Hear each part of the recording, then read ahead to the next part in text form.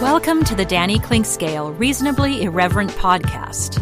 Insightful and witty commentary, probing interviews, and detours from the beaten path. Welcome to Monday Musings-Danny SportsWrap. There's an ongoing joke, or actually a reality in the world of sports talk, that callers, when you venture away from the games and the calls and the leagues and the rules, will dial up maybe behind the scenes and say, stick to sports or talk Chiefs or whatever. And at times like this, you just can't do that. You have to talk about the issues of the day, and not necessarily even in the issues of the day as far as their socially important impact, but because they do impact the world of sports. If you want to just stick to the social aspects of it, I can refer you to a blog that I wrote yesterday at DannyClinkscale.com, which explores all of that and includes some sports references in it as well, and talking about the issue of civility.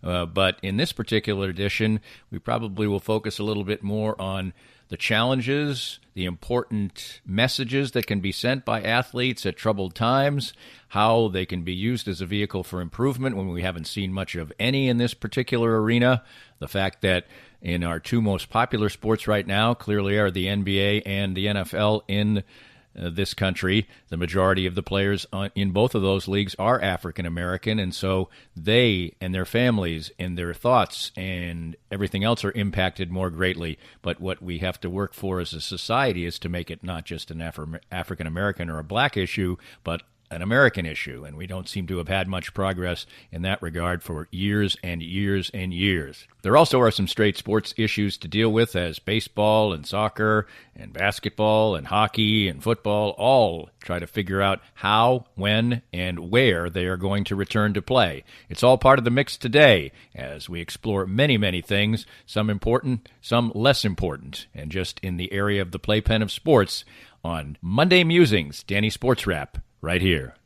Hi, this is Matt Llewellyn from 23rd Street Brewery. Thank you, Kansas City, for supporting all the local restaurants during this time of crisis. Starting Monday, June 1st, the 23rd Street Brewery will be open our regular hours from 11 o'clock a.m. to 9 o'clock p.m. every day of the week. For dine-in and patio service, if you can believe that, we're open. During this phase, we will adhere to the Douglas County recommendations for restaurants, and please see our website or our Facebook page for details. Most importantly, we want all of our guests and staff to stay safe, and together, we will all get through this.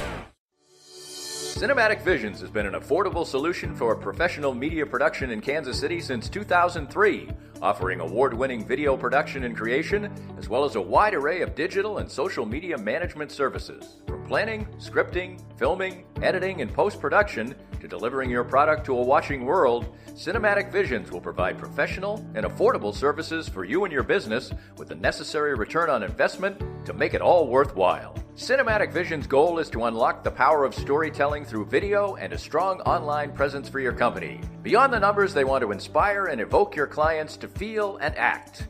Let my friends at Cinematic Visions embed your brand where it belongs, in your customers' minds. You can find them online at cinematicvisions.com or with a quick phone call at 816-600-6300.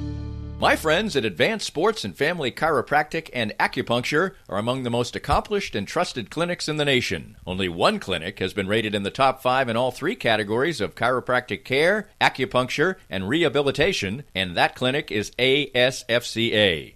They have locations in Olathe, Overland Park, Prairie Village, Belton, and Lee Summit. Doctors Brad and Christina Woodle and their accomplished team of doctors and therapists will treat you like family, for the simplest of injuries to the most complicated conditions to avoid surgery. Whether you are seeking treatment for an injury or just looking to stay healthy and fit, this is the place for you. And it's been the place for me for almost 2 years now. I have been a strenuous daily exerciser for years, and as time goes on, that takes its toll. But regular appointments at Advanced Sports and Family Chiropractic and Acupuncture have helped keep me ticking on, and even as the years pile up, their regular care has allowed me to keep to my regimen and feel great. If you want to feel the same, give them a call or visit them at asfca.com/Danny. They accept all insurances and are open Monday through Saturday, and make sure to mention that Danny Clinkscale recommended Advanced Sports and Family Chiropractic and Acupuncture. If you'd like to join these and other great sponsors and market your business to a growing and engaged audience,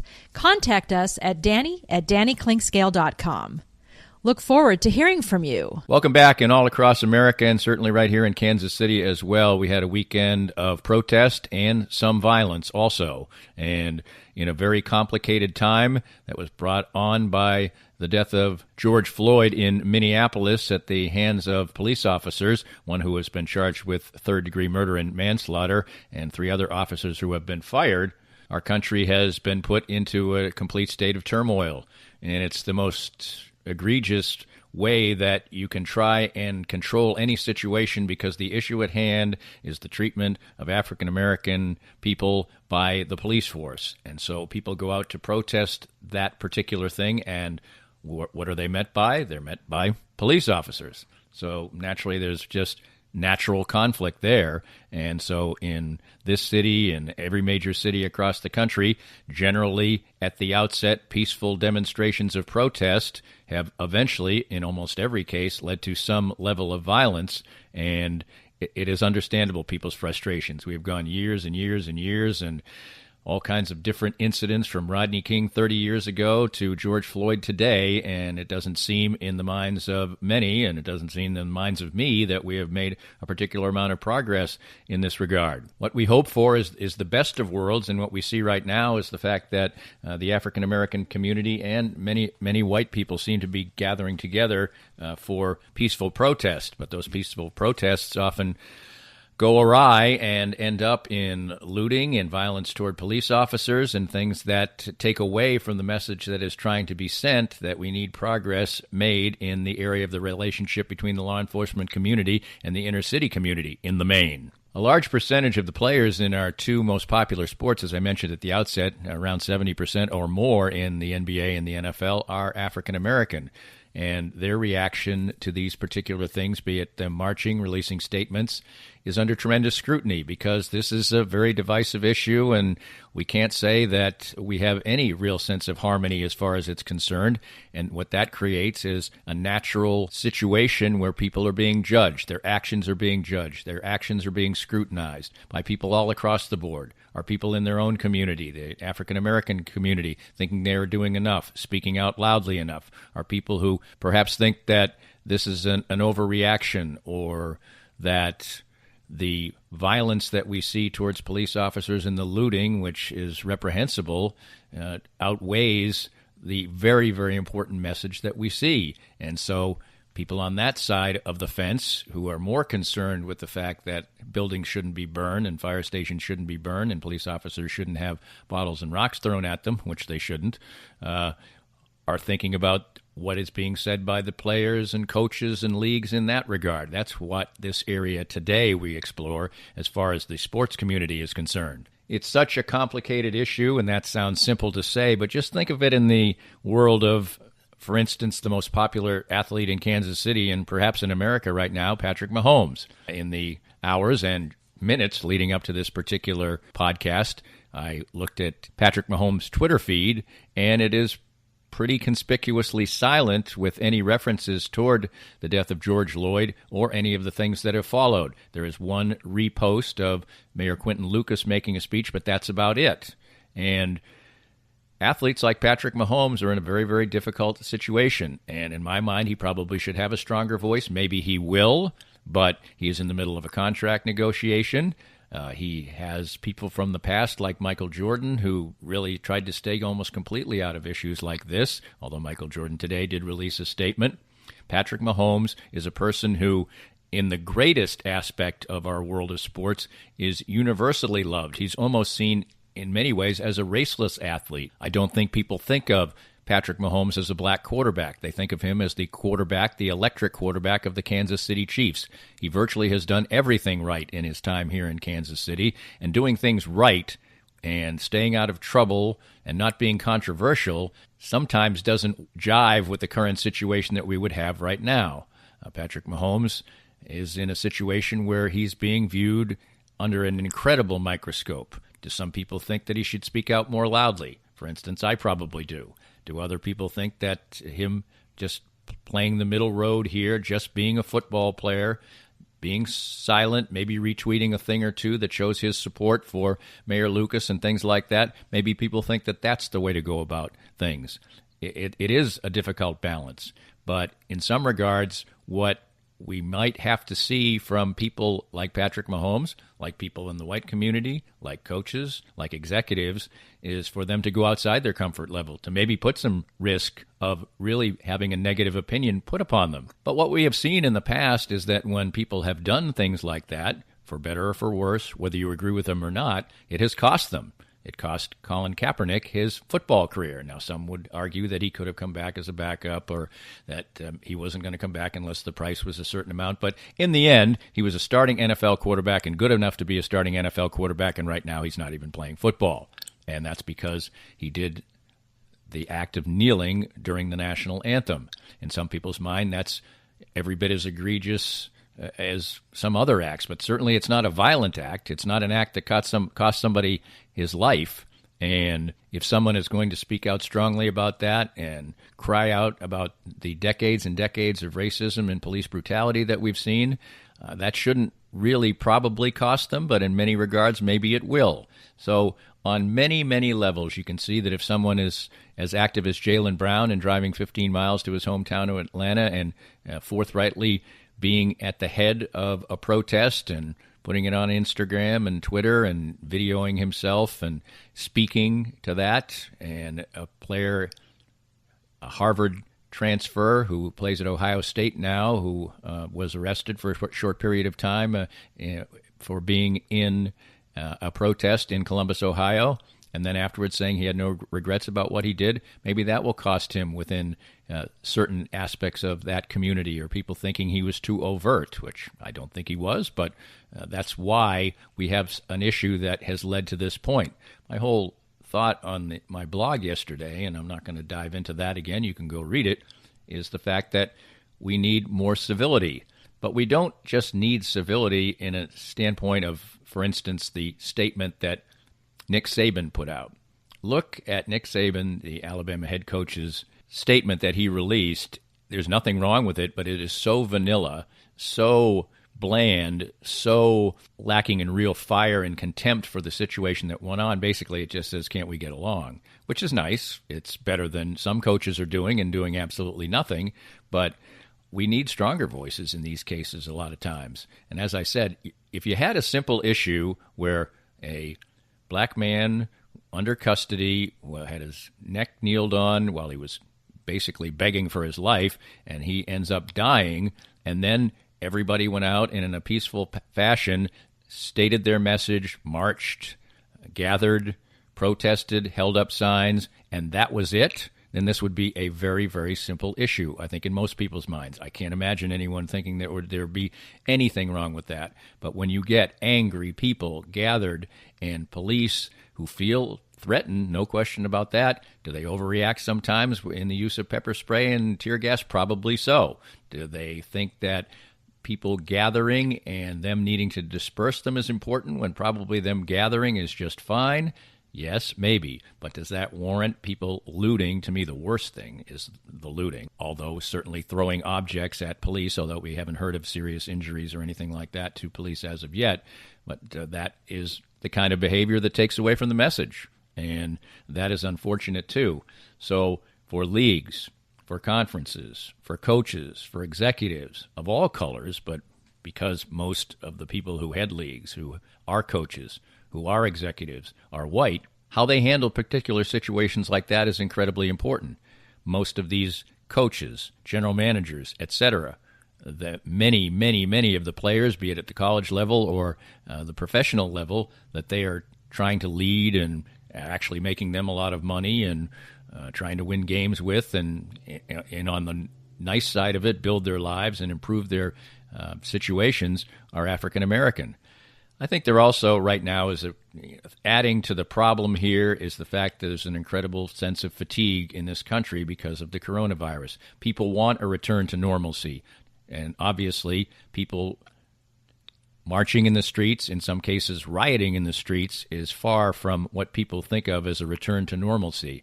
And so people are probably going to be even maybe a little bit more weary of that. Maybe people who are even more inclined to agree with a lot of the things that are being done, the protests that they feel like maybe are necessary. But the timing right now is probably not necessarily good in any way also. people would like to have a summertime where games return and the talk of contracts even return, or just sports return. They can go to the game. They can at least watch it on TV. They eventually can go to a stadium. That's what people want in the arena of sports, and having people talk back and forth, sometimes in a very acrimonious way, about very important issues is not what people would like to have on their agenda right now. But unfortunately, these things are too important to ignore, and what you hope for, but what you don't necessarily think we may be able to get to, maybe ever, because it's been 50, 60 years since Martin Luther King was making important speeches. It's just slightly less than that from a time when I was empowered by a sixth-grade teacher to think that these issues, as far as racial harmony are concerned, were very important. It's been 30 years since Rodney King, as I referenced. It's a decade since other incidents. We've just are a handful of years away from Ferguson, and here we are again, and it seems oh so familiar, and oh so familiar at one of, in other ways, the worst times for our nation. So these are troubled times. Maybe this summer will start to bring some healing. Maybe this time around, and some of the signs have reflected that across the country, to the effect of, can you hear me now? Or do you hear me now? And I don't know if those voices have been heard. If they've been heard, it certainly hasn't resulted in great progress. But maybe this time around, we will have progress, and we will have a situation where we do have more athletes like Patrick Mahomes, who really are just perceived as fun, exciting, smiling, happy football players who can lead a community and really lead it across all racial lines. And as I said, I think are almost seen as a raceless person. We are so far from that as far as our overall viewpoint in this country, but maybe in some small way we can move ahead. But that just illuminates how difficult this situation is, because it would be very easy, and it's right now probably what I would say, that Patrick Mahomes should be far more out front as far as this is concerned, but many others would say that he's just doing just fine. He should just play football, lead our team, be the great football player that he is, be the positive influence in the community, be the positive person in charitable endeavors, etc., and keep himself out of the fray in this. I wouldn't necessarily agree with that, but I see why people would. And that is, in other ways, at the heart of what we're talking about in a very difficult time right now in sports. After the break, I'm not going to say we're just going to do straight sports, stick to sports, talk Chiefs, but we will talk about return to play, Chris Jones a little bit, and some of the things that are going on in sports per se, away from the protests and the violence and the important issues that we're dealing with right now. More coming up next.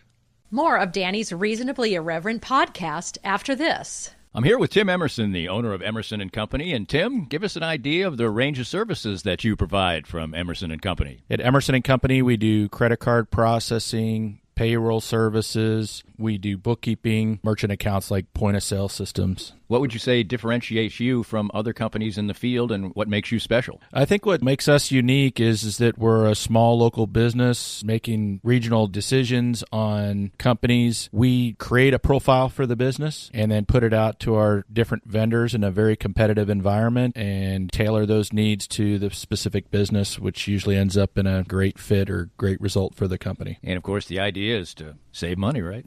Save money, and actually sometimes I'm surprised where actually a solution that may cost a little bit more ultimately does save money, but we're not conditioned to think like that sometimes. Emerson & Company. Check them out at emerson-co.com or call them at 816-360-9092.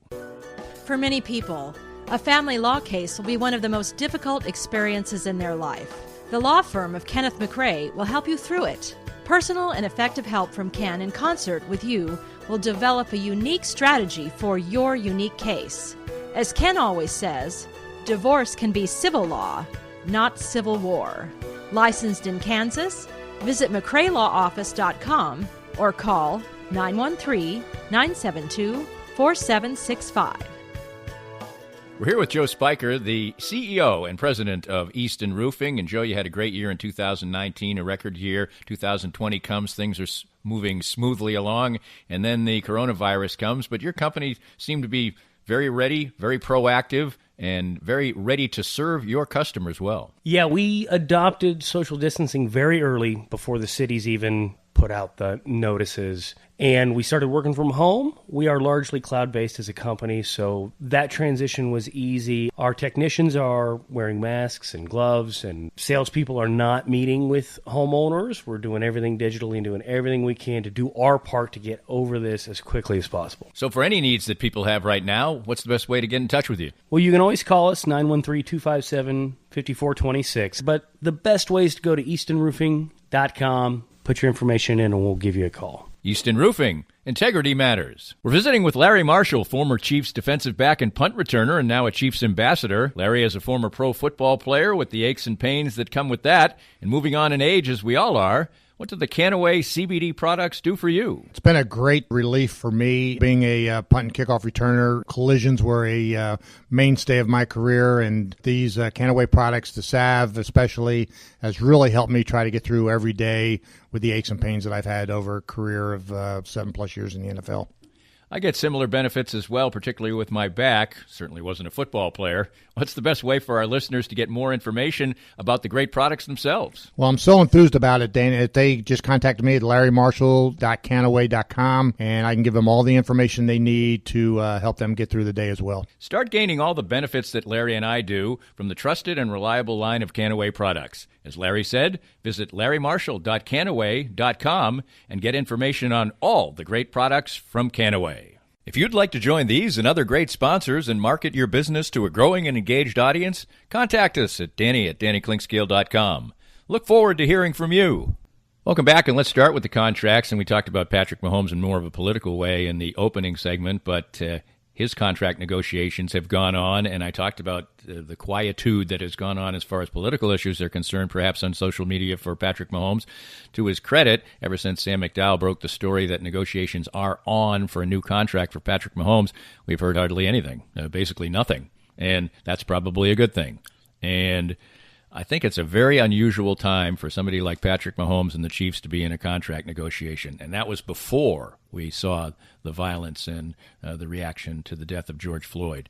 But we are coming off a situation, or still immersed in a situation, I wish we were coming off it, of the coronavirus, and we're going to see in some way, shape, or form loss of play, loss of revenue, loss of people in the stands. We hope not loss of play, but that's still in play. And there's going to be some financial ramifications for this, be it salary cap, everything else. The complications of negotiating a legendary generational contract right now in this context, I think, is extremely difficult. We'll see how it plays out and the details play out. It would seem right now that Patrick Mahomes is looking for maybe not every dollar, but a whole lot of dollars. And one thing that strikes me right now is that maybe just as you get older, as time goes on, Patrick Mahomes is going to make so much money on the field, so much money off the field, even way more money than we could have even dreamed of 15 years ago when people were making millions of dollars, not tens of millions of dollars, not hundreds of millions of dollars. You know, we used to see, and still probably will see, these horror stories about athletes squandering their money. I mean, it would take some incredible work for people to squander the kind of money that, say, quarterbacks in the NFL are making or basketball players are making now in the NBA at the highest level. You'd really have to go some in order to squander $132 million or $60 million in guaranteed money. So when I look at the context of the negotiations, I almost sometimes chuckle because Patrick Mahomes is going to make enough money off the field where he probably wouldn't even have to make a penny on the field in order to be a rich man and a generationally rich man. So the details of the contract, which will affect other people and certainly create more than a trickle-down effect, kind of like Tiger Woods probably in the world of golf, are going to be viewed with tremendous interest. There's talk about groundbreaking things going on as far as this contract is concerned. Tying it to a percentage of the salary cap, per se. That's another reason why right now that wouldn't be the easiest negotiation, because what are they going to say? Well, for 2 years, we're not going to tie it to a percentage of the salary cap because we have great uncertainty here, and then after that we will. I don't know, because you wouldn't want to tie your salary to the salary cap in the next couple of years because the salary cap's probably going to go down. So that wouldn't make much sense. So the quietness, the seeming ability on both sides to have had a pretty much harmonious relationship so far. That's probably really good news, and eventually at some point they'll either decide to defer this down the road, come up with some really creative contract, and Patrick Mahomes will be a Chief for probably his whole career, except maybe at the very end when he goes Tom Brady or something like that. But he'll be the Chiefs quarterback for a long, long time. Will Chris Jones be a Chief for a long, long time? That seems a little bit more, maybe way more, in peril, as apparently by many reports the two sides haven't spoken basically at all since he was tendered the franchise tag, and I think we are headed for sports acrimony in that regard, certainly not real-life acrimony. Well, it is real life. It's Chris Jones' real life, but he's going to be a rich man at the end of this no matter what. So it's hardly a do-or-die situation, no real bad joke intended as far as Chris Jones is concerned, but I think we're headed down a more contentious road, to say the least, as far as Chris Jones and his contract is concerned. Return to play. Well, baseball seems to be the sport that wants to create the most controversy as far as their situation is concerned, and that's not good for the sport. In the next 10 days, in many people's regard, heard Buster Olney talking about this, Jeff Passan, that the next 7 to 10 days in the world of baseball are some of the most important days that we've seen in a generation, probably since the strike, because baseball came out with their plan of 82 games and a 50-50 salary split, and the players hated it, absolutely hated it. They'd already agreed to a prorated salary for this particular year, as they said, and I think rightly so. You can't come back now just because the landscape has changed a bit, and you don't know that there's going to be fans in the stands and ask us for more. And so over the weekend they came out with their proposal, which was for far more games, 114 games, and potential for deferred payments if the postseason wasn't played, because obviously their season now is expected to extend till at least November, and a second wave of the coronavirus is predicted by many, and maybe they won't be able to complete the season or the postseason. They're also talking about 2 years of expanded playoffs. So anyway, they have trotted out their particular proposal, and it's ways away from where the owners are at. Now, at least each side has a proposal, and they can work from there, but the players' proposal includes starting play on June 30th. And as I look at my computer here, it's June 1st, so that's just 29 days away, and most players have said they need about 3 weeks at least of spring training in order to play viable baseball. Well, that gives us, as I said, about 7 to 10 days in order to come to some agreement. And the circumstances are dire if these two sides do not come to an agreement and there is not baseball played this year. Basketball, NBA basketball, pretty much has surpassed baseball, I would say, as far as the second most popular sport. I think most people would agree with that now. And if baseball doesn't react in the proper way here, they very well could be in the situation that hockey is. Wildly successful in their markets, sellout crowds, a reasonable TV deal, but really not a national sport, and not viewed. People don't sit down and watch the Blackhawks play the Blues if they're not Blackhawks and Blues fans. They don't. And that's kind of where soccer's at in this country right now, at a far lower level. But still a successful sport, as I said, still sells out arenas in almost every market that they play in, but very much a regional sport. Baseball is in complete danger of becoming that if they weren't headed in that direction already. And with another CBA battle looming after the 2021 season, if they don't have, or at least show to the public, some sense of cooperation in what first was an atmosphere of the coronavirus and now secondly is an atmosphere of protest and violence in our country, which probably isn't going to simmer down for quite a while, it's a disaster. It's a disaster for baseball. And all along, people like me, like Buster Olney, like Mark Teixeira, that you hear on a national platform, have been pretty optimistic that cooler heads will prevail and these sides will realize how much there is at stake. But when each side really thinks they're right, and in my mind the players are more in the right here, it is difficult to back down. And the players' history of the MLBPA has been built on them not backing down. And how much the owners are willing to give in this situation is very important, but how much the players are willing to move at least some is very important too, because the consequences of not doing so are dire for baseball.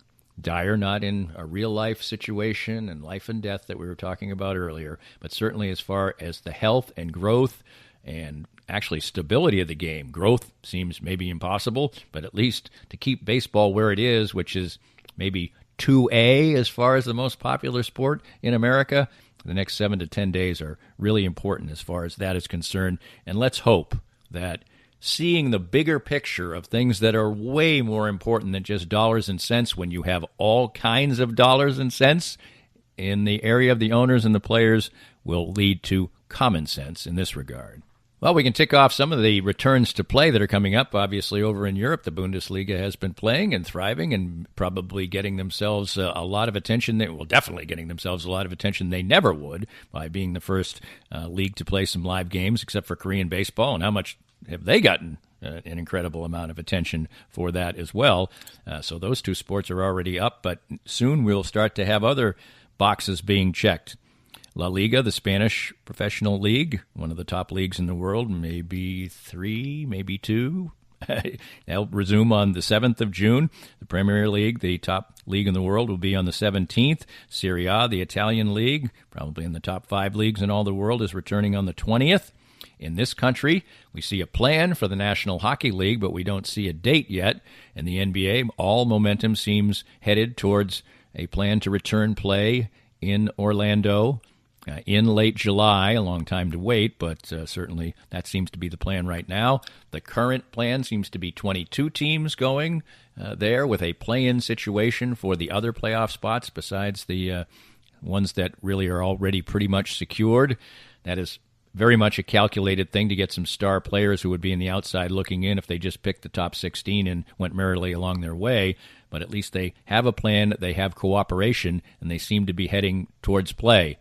What this all means, and maybe this will be a great backside to a very turbulent time right now in this country and in our sports world, is the fact that starting in June, moving into July, and then moving into August and September, we may have this incredible bounty of sports. We didn't have any sports for quite a while live. We saw so many old games and documentaries and shows that made our heads spin. Well, we might have enough games to make our head spin. You could have a situation where every single league is playing, and they're playing truncated schedules, with the exception of the NFL, which will probably be playing a regular schedule, but every other sport, baseball, basketball, hockey, college football, will all be playing schedules that probably are packed in. And maybe they're going to play the full amount of games. Maybe they're not. Maybe they're just going to have playoffs. Maybe they're not. But there sure is going to be a lot of content for us to consume, and maybe that will be a time when we are seeing some cooperation and some ideas as far as racial harmony is concerned. Maybe we are seeing the fading, at least for the time being, of the coronavirus. And maybe we'll be able to celebrate it with this incredible bounty of sports. In a time where there isn't much optimism, maybe that's something fun and optimistic to look forward to as we close out this particular Monday. Things change fast in this world. Last Monday, we had no idea that we would be talking about people marching in the streets and scenes that we saw in 1968 and 1976 and on and on and on as far as things in this country, and now here in 2020, and that on the heels of the virus, which we are still dealing with. But we can close on something somewhat optimistic that we're probably going to be able to celebrate by watching a whole lot of games, and that's what we'll be binging about, maybe, as far as that, instead of Ozark and things of that nature. Maybe we can have a smile on our face, but still remember the important things and work toward trying to avoid situations in the future where we're talking about the same thing over and over again. Let's hope we can play ball. Let's hope we can kick the ball. Let's hope we can shoot the puck. Let's hope we can do all those things very, very soon, but not distract ourselves from the important things at hand. This podcast was made possible by our great sponsors like Easton Roofing, the presenting sponsor of Kansas City Profiles at the Danny Kling Scale Reasonably Irreverent podcast. Easton Roofing, where integrity matters. We hope you enjoyed the latest Danny Kling Scale Reasonably Irreverent podcast. Come back soon for something fresh and new.